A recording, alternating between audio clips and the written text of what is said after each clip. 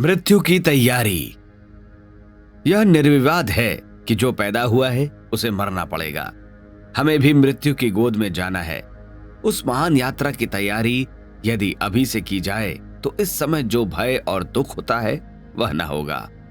मृत्यु के अभी बहुत दिन है, या तब की बात तब देखी जाएगी। ऐसा सोचकर उस महत्वपूर्ण समस्या को आगे के लिए टालते जाना अंत में बड़ा दुखदायक होता है। मनुष्य जीवन एक महान उद्देश्य के लिए मिलता है। लाखों करोड़ों योनियां पार करके बड़े समय और श्रम के बाद हमने उसे पाया है। ऐसे अमूल्य रत्न का सदुपयोग न करके यूं ही व्यर्थ गंवा देना, भला इससे बढ़कर और क्या मूर्खता हो सकती है। जीवन का महान उद्देश्य है कि हम ईश्वर का साक्षात्कार करें, परम पद को पाएं। किंतु कितने हैं जो इस ओर ध्यान देते हैं?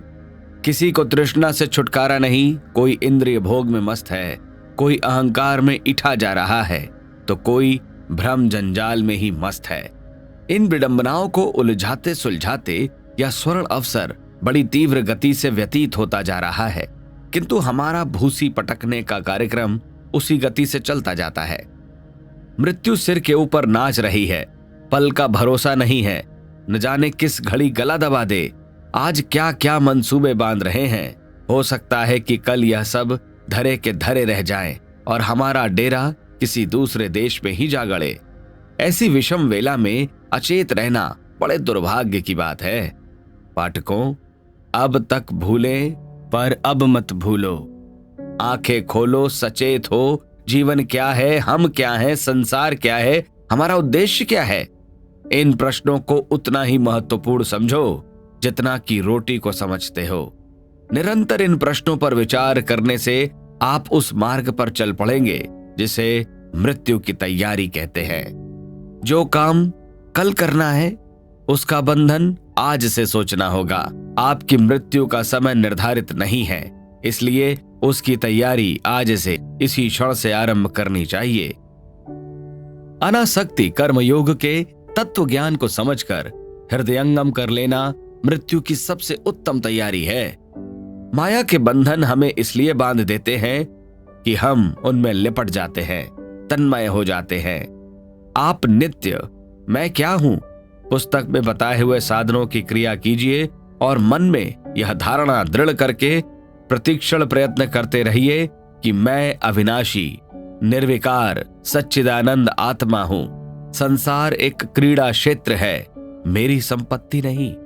यह विश्वास जितने जितने सुदृढ़ होते जाते हैं, मनुष्य के ज्ञान नेत्र उतने ही खुलते जाते हैं। स्त्री, पुत्र, कुटुंब, परिवार का बड़ा प्रेम पूर्वक पालन कीजिए। उन्हें अपनी संपत्ति नहीं, पूजा का आधार बनाइए।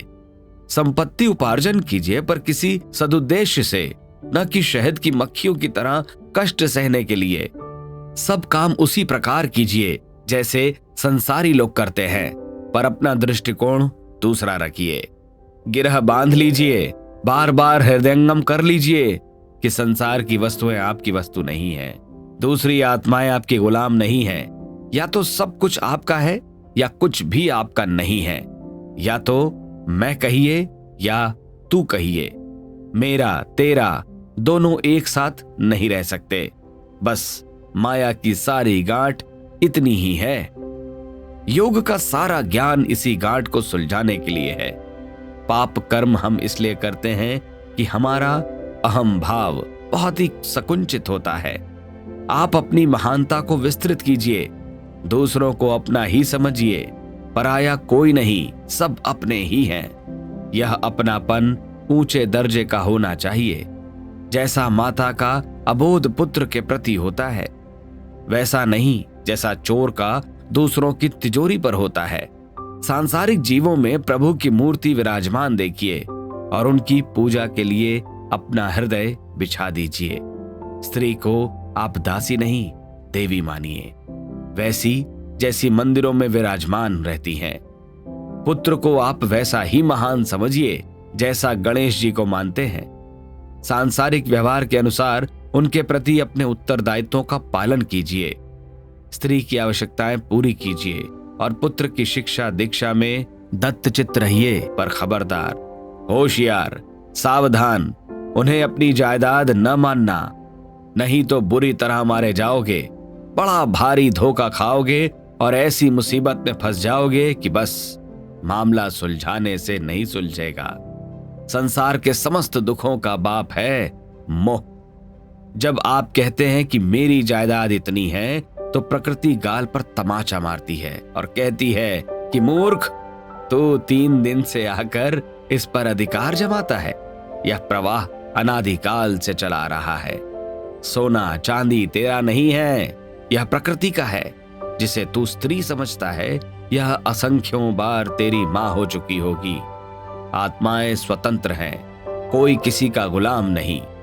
अज्ञानी मनुष्य कहता है, यह सब तो मेरा है, इसे तो अपने पास रखूंगा। तत्व ज्ञान की आत्मा चिल्लाती है, अज्ञानी बालकों, विश्व का कण कण बड़ी द्रुत गति से नाच रहा है। कोई वस्तु स्थिर नहीं है। पानी बह रहा है, हवा चल रही है, पृथ्वी दौड़ रही है। तेरे शरीर में से पुराने कण भाग रहे हैं और नए आ रहे हैं। तू एक तिनके पर भी अधिकार नहीं कर सकता। इस प्रकार बहती हुई नदी का आनंद देखना है तो देख, रोकने खड़ा होगा तो लात मारकर एक ओर हटा दिया जाएगा।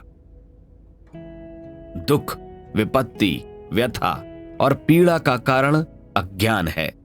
मृत्यु के समय दुख प्राप्त करने का, नरक की ज्वाला में जलने का, भूत प्रेतों में भटकने का, जन्म मरण की फांसी में लटकने का एक ही कारण है, अज्ञान, केवल अज्ञान। हे पाठकों, अंधकार से प्रकाश की ओर चलो, मृत्यु से अमृत की ओर चलो। ईश्वर प्रेम रूप है, प्रेम की उपासना करो। स्वर्ग पैसे से नहीं खरीदा जा सकता, खुशामद से मुक्ति नहीं मिल सकती, मजहबी कर्मकांड आत्मा का कल्याण नहीं कर सकते। दूसरों की ओर मत ताकिए कि कोई हमें पार करा देगा, क्योंकि वास्तव में किसी भी दूसरे में ऐसी शक्ति नहीं है। उद्धरेत आत्मानात्मानम, आत्मा का आत्मा से ही उद्धार कीजिए। अपना कल्याण आप ही करिए। अपने हृदय को विशाल, उदार, उच्च और महान बना दीजिए। अहम भाव का प्रसार करके सबको आत्मदृष्टि से देखिए। अपनी अंतरात्मा को प्रेम में सराबोर कर लीजिए और उस प्रेम का अमृत समस्त संसार पर बिना भेदभाव के छिड़किए। अपना कर्तव्य धर्मनिष्ठा पूर्वक पालन कीजिए। व्यवहार कर्मों में रत्ती भर भी शिथिलता मत आने दीजिए, पर रहिए कमल पत्रवत। राजा जनक की तरह कर्मयोगी बनिए। अनासक्त रहिए। सर्वत्र आत्मीयता की दृष्टि से देखिए। अपनी महानता का अनुभव कीजिए और गर्व के साथ सिर ऊंचा उठाकर कहिए, सोहम, वह मैं हूं। आत्मज्ञान द्वारा आप परलोक को परिपूर्ण आनंदमय बना सकते हैं। मृत्यु फिर आपको दुख न देगी, वरन एक खेल प्रतीत होगी। आप ऊंचे उठेंगे और महान उद्देश्य को प्राप्त कर लेंगे। मृत्यु की तैयारी के लिए आज ही आत्मा के विशुद्ध स्वरूप का चिंतन आरंभ कर देना चाहिए। अपनी महानता का ज्ञान होते ही माया मोह के सारे बंधन टूटकर गिर पड़ेंगे और आनंददायक दृष्टि प्राप्त हो जाएगी। अपने तुच्छ और स्वार्थपूर्ण विचार को त्याग कर अपनी महान आत्मा के दरवाजे पर सिंहनाद कीजिए, सोहम, वह मैं हूं। हमारे YouTube चैनल शांति कुंज वीडियो गायत्री परिवार को सब्सक्राइब करें एवं बेल आइकन जरूर दबाएं ताकि गायत्री परिवार की विभिन्न गतिविधियों की जानकारी आपको मिलती रहे।